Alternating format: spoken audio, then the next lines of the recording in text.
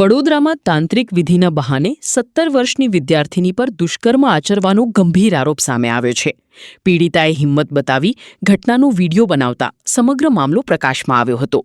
માતાની ફરિયાદના આધારે અકોટા પોલીસે ગુનો નોંધી આરોપીની ધરપકડ કરી વધુ તપાસ હાથ ધરી છે. વડોદરામાં તાંત્રિક વિધિના નામે એક સગીર વિદ્યાર્થિની સાથે કથિત દુષ્કર્મનો ચોંકાવનારો મામલો સામે આવ્યો છે. પોલીસ ફરિયાદ મુજબ આરોપી તાંત્રિકે વિધિના બહાને 17 વર્ષની વિદ્યાર્થિની પર 2 વખત દુષ્કર્મ આચર્યું હોવાનો આરોપ છે. પીડિતાએ હિંમત દાખવી ઘટનાનો વીડિયો બનાવતા સમગ્ર કૌભાંડ સામે આવ્યું હતું. ત્યારબાદ પીડિતાની માતાએ અકોટા પોલીસ સ્ટેશનમાં ફરિયાદ નોંધાવતા પોલીસે તાત્કાલિક ગુનો નોંધી તપાસ શરૂ કરી હતી. તપાસ દરમિયાન ગોત્રી વિસ્તારના જ્ઞાનસુધા ફ્લેટમાં રહેતા આરોપી તાંત્રિક નરેન્દ્ર ભટ્ટની પોલીસે ધરપકડ કરી હતી.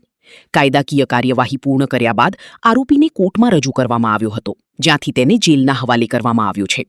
હાલ પોલીસે સમગ્ર મામલે વધુ તપાસ હાથ ધરી છે અને કેસ સાથે જોડાયેલા તમામ પાસાઓની તપાસ કરવામાં આવી રહી છે.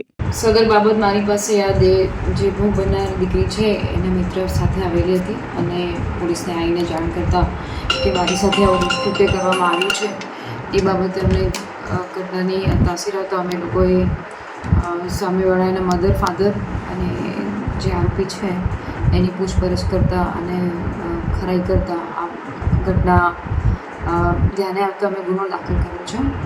પોક્સો એક પ્રમાણે આ ગુનો દાખલ કર્યો છે, જેની અંદર આ જે દીકરી છે સગીર વયની છે અને એના માતા પિતા અવારનવાર એક ગુસ્સો કરતી, ચીડાઈ જતી. તેમના માતા પિતાને લાગ્યું કે કોઈ પૂજારી દ્વારા પૂજા વિધિ કરાવડે તો મારી દીકરી પૂજા વિધિ પછી આનો ગુસ્સો શાંત થઈ જશે અને શાંત સ્વભાવની અને એના જે નાના મોટા એના સ્વભાવમાં બધા પ્રોબ્લેમ છે એ સારા થઈ જશે. એ બાબતે પછી એના પૂજારીને એના મમ્મી પપ્પાએ જ કીધું હતું કે તમે અમારા ઘરે આવીને દીકરીની પૂજા કરો અથવા તો કોઈક એવી વિધિ કરી દો. તો આ પૂજારી દીકરીના કહેવા પ્રમાણે 2 વખત આવેલા છે અને પહેલી વખત આવ્યા એટલે આ દીકરી ગભરાઈ ગઈ હતી ને એવું લાગ્યું કે જો મમ્મી પપ્પાને કહીશ તો પછી મમ્મી પપ્પા મને મારશે, કારણ કે પૂજારી પણ એને ધમકી આપતો હતો.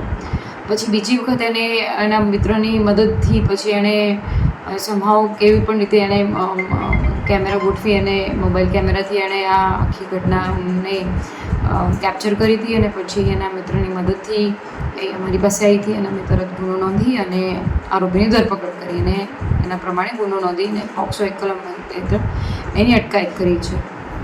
મેડમ, શું કહો છો આ દીકરીની હિંમત? કારણ કે જે રીતે એને ખુલ્લીને આવી બહાર આવી, વિડીયો પણ ઉતારી લીધો, અન્ય દીકરીઓને શું સલાહ છે?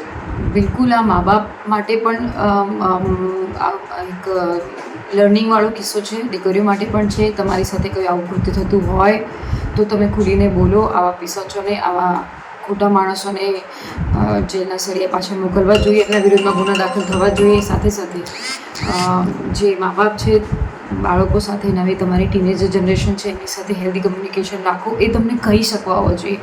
આ બાબતમાં એમના માતા પિતાને પણ આપણે કહેવું જોઈએ કે એના બીજા મિત્રોની મદદ લીધી, પણ જ્યારે મા બાપ જો બાળકોને સાંભળતા હોય તો આવી ઘટનાઓ ના બને. અથવા તો બને તો બી એ પહેલી વખત જ્યારે પૂજારી આવ્યા ત્યારે વખત એના મા બાપને પણ એને કહેવા સંકોચ થતો હતો એટલે એના મિત્રોની મદદ લીધી. તો આ પણ એક ઘટના ચોંકાવનારી છે. આપણે હંમેશા બાળકો સાથે હેલ્ધી કન્વર્ઝેશન રાખવું જોઈએ. આ પૂજારી જે છે એ કોણ છે, કેટલી વર્ષની ઉંમર છે, પરિવારને કઈ રીતે પરિચય થયા?